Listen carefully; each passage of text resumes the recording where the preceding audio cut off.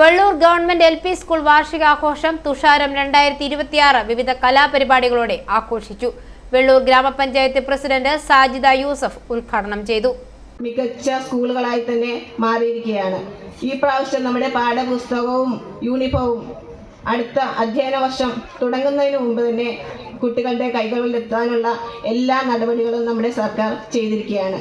കൂടാതെ പഠനത്തിലുള്ള എല്ലാ വിദ്യാർത്ഥികളെയും ക്ഷേമം അതെല്ലാം നമ്മുടെ സർക്കാർ ഏറ്റെടുത്തുകൊണ്ട് എല്ലാ കാര്യങ്ങൾക്കും മികവ് പുലർത്തുന്ന എല്ലാ കുട്ടികൾക്കും അത് ക്ഷേമം ഉറപ്പുവരുത്തുകയാണ് നമ്മുടെ സർക്കാർ ചെയ്തിരിക്കുന്നത്.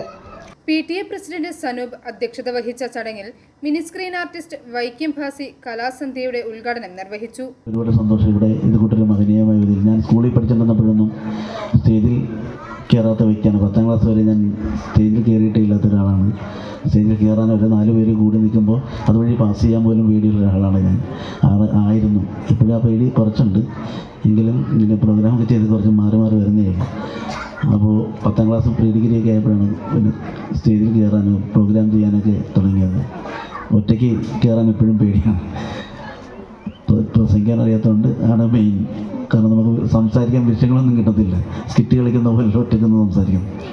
പൂർവ്വ വിദ്യാർത്ഥികളായ സിനിമാ ഛായാഗ്രഹകൻ ഫൈസൽ അലി, സീരിയൽ നടനും എഴുത്തുകാരനുമായ രാജീവ് ഗണേശ് എന്നിവരെ സമ്മേളനത്തിൽ ആദരിച്ചു. പഞ്ചായത്ത് വൈസ് പ്രസിഡന്റ് അനീഷ് ചന്ദ്രൻ, വിദ്യാഭ്യാസ standing committee chairperson Shandy teacher, പ്രധാനാധ്യാപിക Beena Kurian, PTA vice president Gopakumar, ward member Anu Raoji, PTA vice president Gopakumar ER, SMC chairman Majeed MA എന്നിവർ സംസാരിച്ചു. Staff secretary Ramakumari TP report അവതരിപ്പിച്ചു. സമ്മേളനത്തിൽ വിവിധ എൻഡോവ്മെന്റുകൾ വിതരണം ചെയ്തു.